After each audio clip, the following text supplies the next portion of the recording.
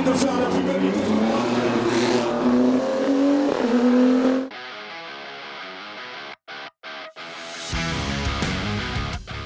Dernière manche de la traditionnelle campagne de l'Ouest, la 40e édition de la course de côte de Saint-Gouéneau-Côte d'Armor, organisée par l'écurie du Menet, a tenu toutes ses promesses. Si le soleil est resté discret durant le week-end, laissant la place à des nuages et une averse passagère, le dimanche en début d'après-midi, la météo changeante n'a affecté que légèrement le déroulement de l'épreuve pour offrir un très beau show d'anniversaire aux 12 000 spectateurs présents sur les 2 jours. Le soleil se lève à l'ouest pour Jean-François Gannevin, 3e à Hébécrevon, 2e à la Pommeraye.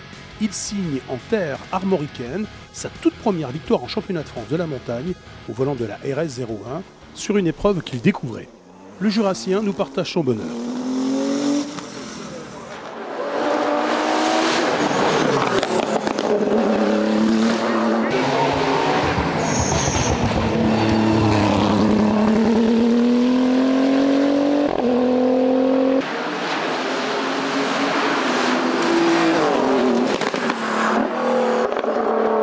Venir ici pour une première fois et puis découvrir le tracé et puis de gagner, je suis super content. Ouais.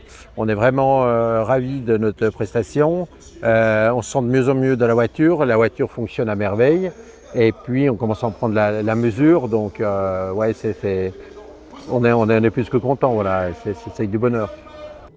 Yannick Poinsignon, auteur de la pole et du meilleur chrono lors de la première montée de course, n'a pu valider sa marche en avant, victime d'une panne mécanique en 3e manche. Mais l'avance prise lors des 2 premiers chronos lui assure quand même la 2e place au général.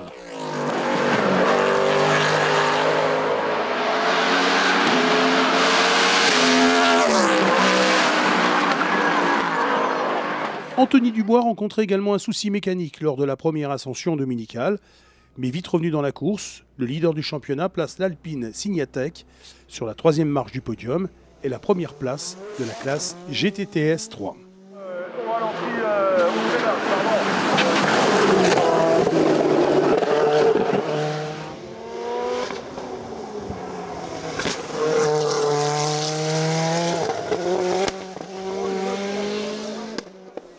Au chapitre des récompenses, une nouvelle fois, Moran Katmakoviak décroche le classement féminin et le gain du groupe N au volant de la BMW.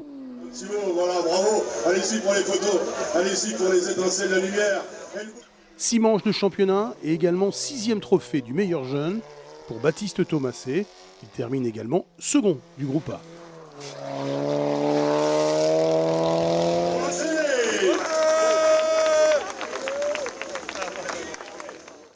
Philippe Schmitter, 4e au scratch, décroche en Bretagne son meilleur classement depuis le début de la saison avec la 2e RS 01.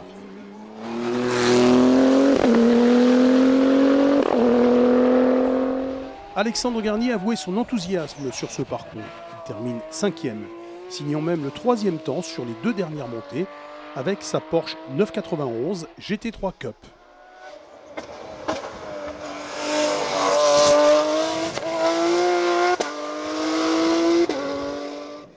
Anthony Cosson retrouvait le CF1 avec plaisir sur la 992 GT+, qu'il positionne à la 6e place. Une belle séance de roulage pour le rallyman en vue du prochain 20 de Mâcon.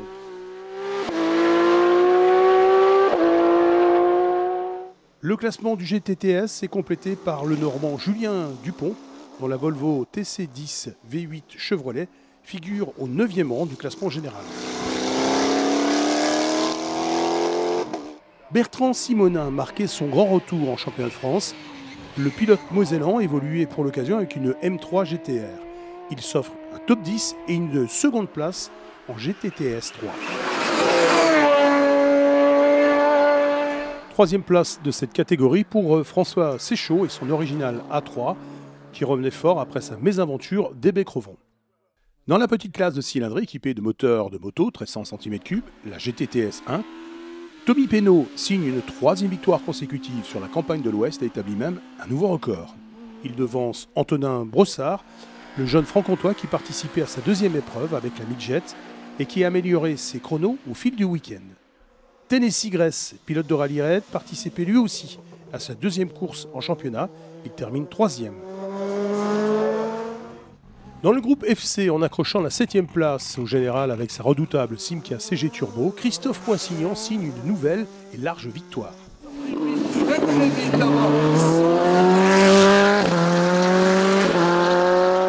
Dans la classe FC4, il devance Patrick Ramu avec la 1000 Turbo qui a retrouvé sur ce meeting son énorme potentiel. Et derrière, la belle JD 1400 Turbo de l'armoricain Jérôme Morenes en progrès constant sur les 4 montées.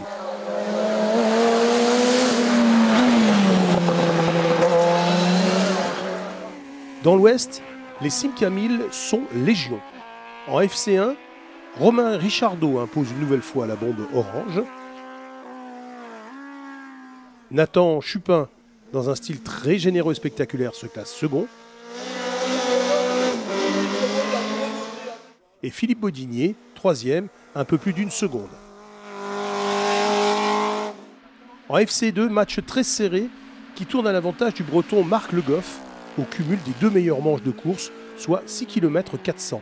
Il devance Alexis Leblanc avec un écart infime de 3/10. Sébastien Gaumont est classé 3e.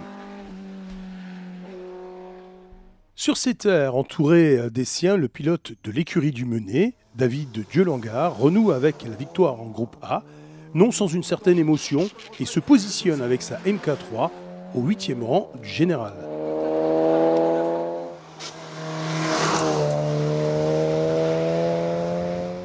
Derrière, la bataille a été très serrée entre les différents protagonistes du championnat.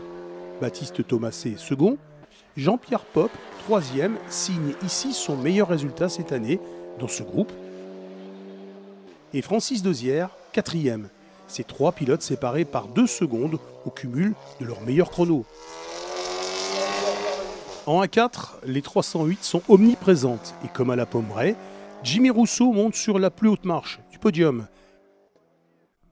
Il devance le vainqueur du Challenge Open de la catégorie en 2024, Jacques Paget.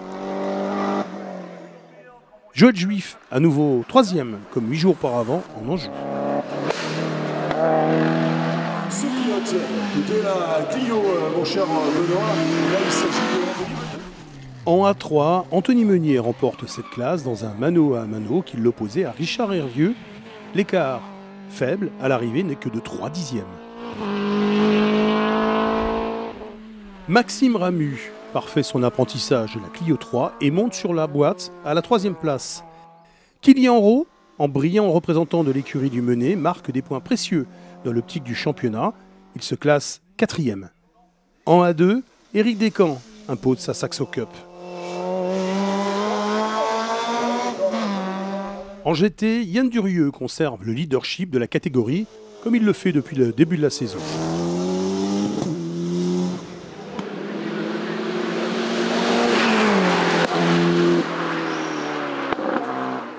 Second, Bernard Morillo, au volant de sa très belle Lotus Exige 260 Cup.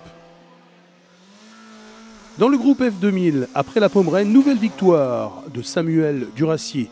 Le Rochelet et sa Honda Civic Type R devancent la Peugeot 205 GTI Maxi du Vendéen Gilbert Pénaud.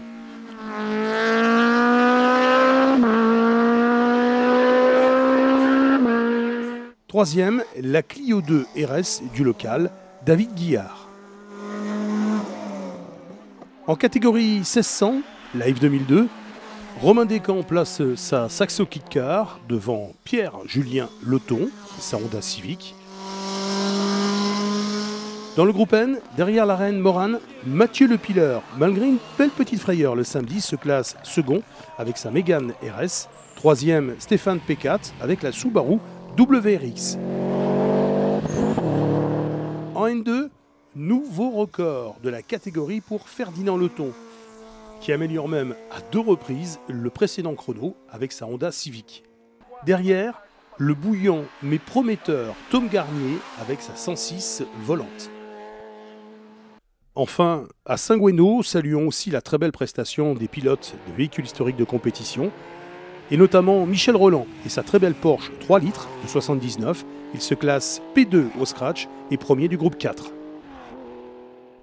Rendez-vous pour les acteurs du championnat de France de la catégorie production et le VHC les 13, 14 et 15 juin à Marchand en Beaujolais.